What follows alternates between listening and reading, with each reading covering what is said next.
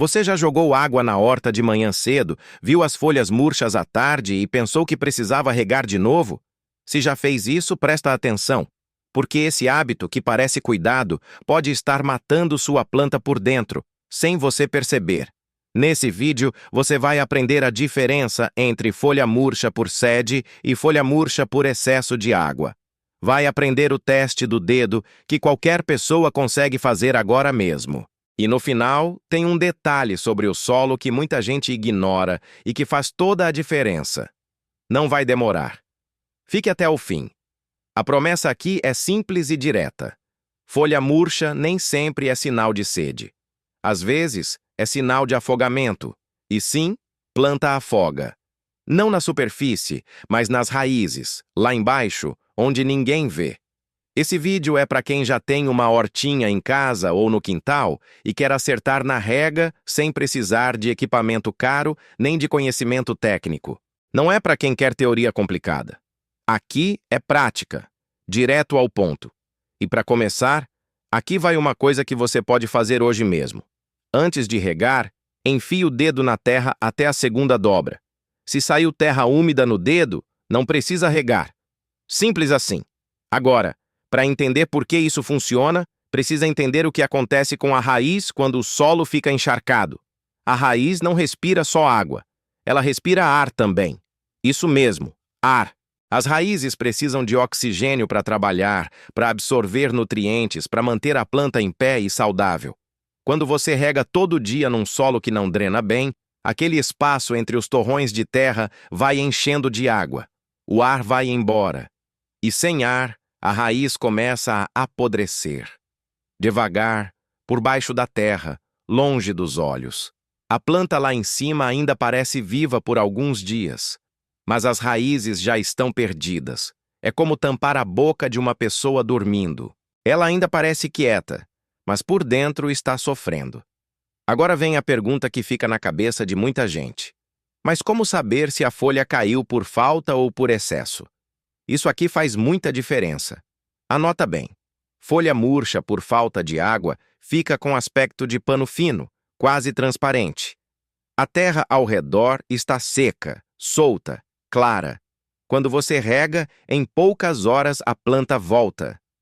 Folha murcha por excesso fica pesada, meio amarelada ou com manchas escuras nas bordas. A terra está úmida, às vezes até com cheiro diferente, cheiro de mato parado.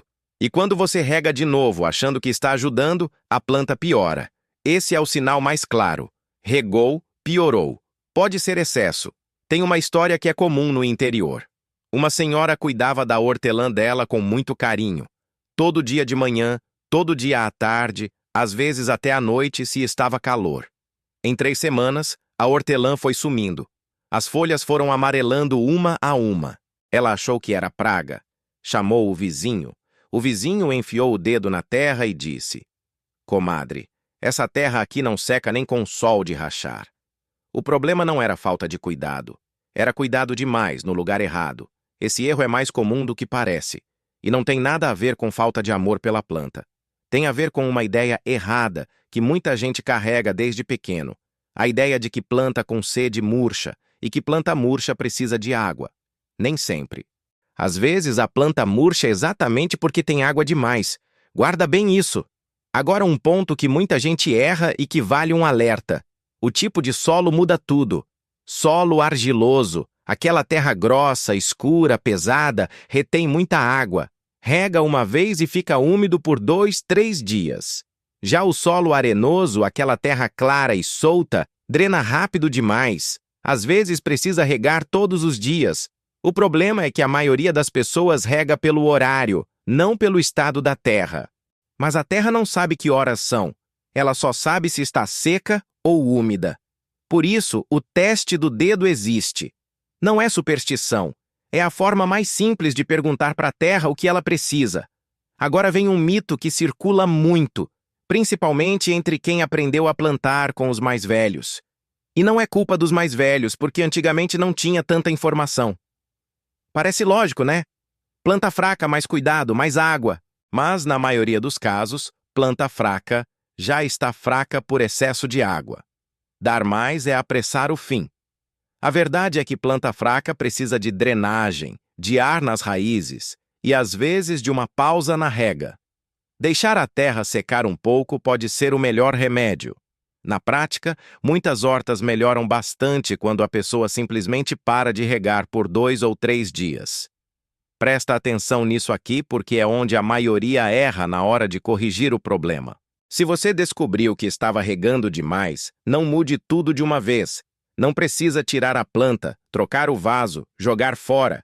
O primeiro passo é parar de regar e observar. Só isso. Espera a terra secar. Faz o teste do dedo. Se passaram 3 dias e a terra ainda está úmida, é sinal de que o solo tem problema de drenagem. Aí sim vale pensar em misturar areia grossa ou colocar pedrinhas no fundo do vaso para ajudar a água a escorrer. Mas começa pelo mais simples. Para de regar. Espera. Observa. Tem outro sinal que poucos conhecem e que ajuda muito na hora de identificar o excesso. As raízes que ficam encharcadas por muito tempo começam a apodrecer, e esse apodrecimento tem cheiro. Se você tirar um pouquinho da terra do vaso ou da horta e sentir um cheiro azedo, de lodo, de coisa parada, esse é o aviso. A raiz já foi atingida. Nesse caso, vale tirar a planta com cuidado, olhar as raízes, cortar as partes pretas ou moles com uma tesoura limpa e replantar em terra nova, com melhor drenagem. Geralmente, na maioria dos casos, a planta se recupera se você agir rápido. Mas se as raízes ainda estão brancas ou bege, firmes, sem cheiro forte, você tem tempo. Só ajusta a rega e observa por uns dias. Não precisa mexer em tudo. Às vezes o problema é menor do que parece. E agora chegou o detalhe final que eu prometi lá no começo. O que afoga a raiz não é só a quantidade de água, é a combinação de água com solo sem saída. Um vaso sem furo no fundo é uma banheira para a raiz. A água entra, não sai, e fica lá acumulando. Mesmo que você regue pouco, se não tem drenagem, a água vai se acumulando nos dias, semanas, e o dano acontece devagar. Por isso, antes de pensar em quanto regar, pensa em como a água vai sair. Vaso com furo, terra solta com areia ou casca de arroz, canteiro com inclinação para não empoçar. Isso vale mais do que qualquer dosagem de água. Na roça, a gente aprende que cuidar bem não é sempre fazer mais. Às vezes, é saber a hora de parar, de esperar, de deixar a natureza trabalhar.